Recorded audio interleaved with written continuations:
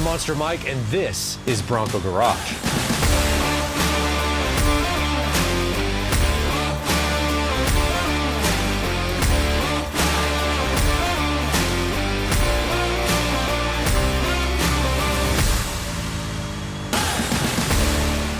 All right, so worked down the safety list.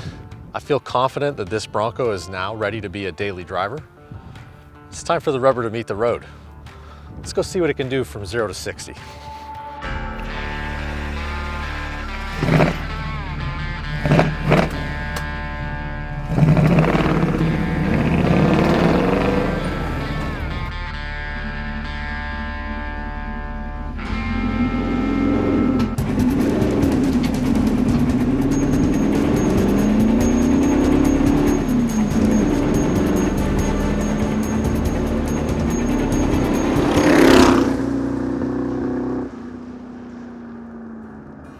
Well, that was terrible. It seems like it really wants to wake up over 4,000 RPM, but it can't even get out of its own way. You know, between the stock 355 gears in the axle and the really tall gears in the transmission, this thing's a giant turd. You know, I also think there's a fuel or ignition problem because it keeps cutting out over 3,500 RPM. You know, not to mention the 650 CFM Edelbrock carburetor. I just think that's too much for that 302. You know what? Let's go see how good it can stop. Let's see what the brakes can do.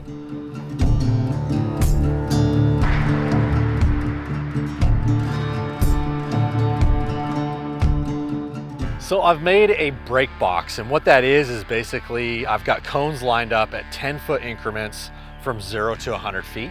And I'm gonna come into this brake box at 40 to 45 miles an hour.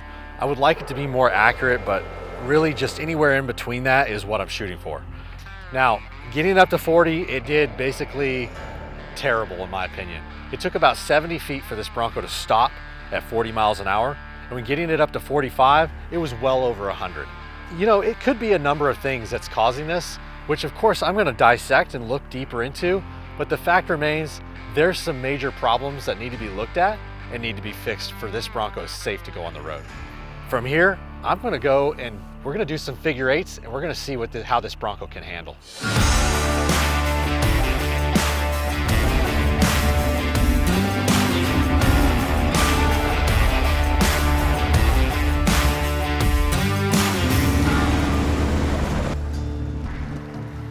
I know it doesn't look it here, but I actually pushed Huck as hard as I could.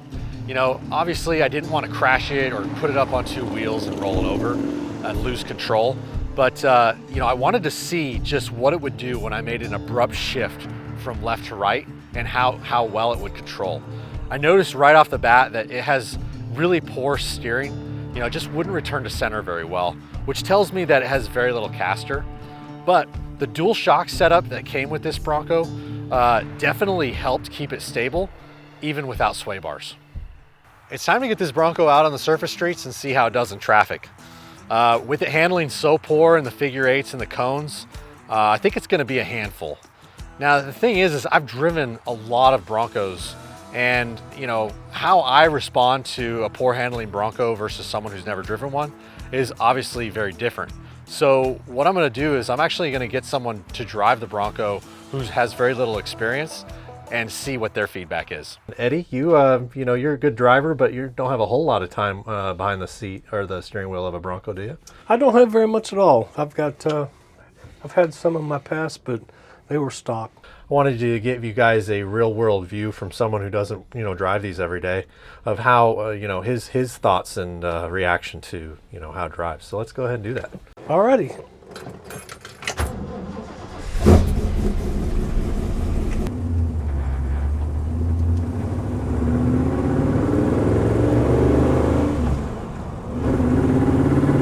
Pulls hard to the right when you shift gear.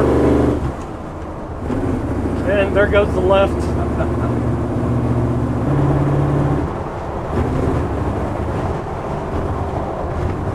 All right, so it's time to start biting the fingernails. Yeah.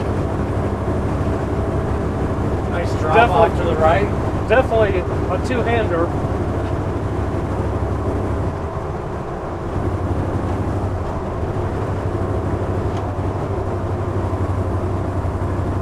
I'm not doing that for effect. Yeah, I kind of noticed that you're just trying to handle the truck. You can turn around whenever you want. Alrighty. Don't have to ask you twice. That's right.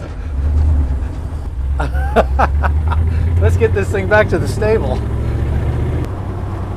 So just a little bit of this and you're probably ready to park this thing, huh? It's a handful to drive. We're going about maybe 40 miles an hour, and it's definitely drifting all over the road. Doesn't want to track straight. All right, Eddie. So what'd you think of that? I think 15 or 20 minutes of driving this would stress out the Pope. Well, that was interesting. I think I'm gonna have to replace the steering wheel and the seat after that. As you can see, this Bronco handles real poorly. There's no way I'm taking it on the highway as it's still trying to kill people on the surface streets. You know, it's funny, Broncos handling poorly is actually pretty common. So much so that I made a video of that. If you want your Bronco to handle better and you want to keep it out of the ditch, check out the video card above. We've covered a lot of ground with this testing and there's some major problems that need to be addressed. But before we go any further, I want to take this Bronco off-road. So we're going to go to a Windrock Park and we're going to test it harder than it probably has ever been driven in the last 50 years. See you there. Hey, thanks for joining us. Make sure to like and subscribe and check us out on social media as well. Look forward to seeing you guys in the next one.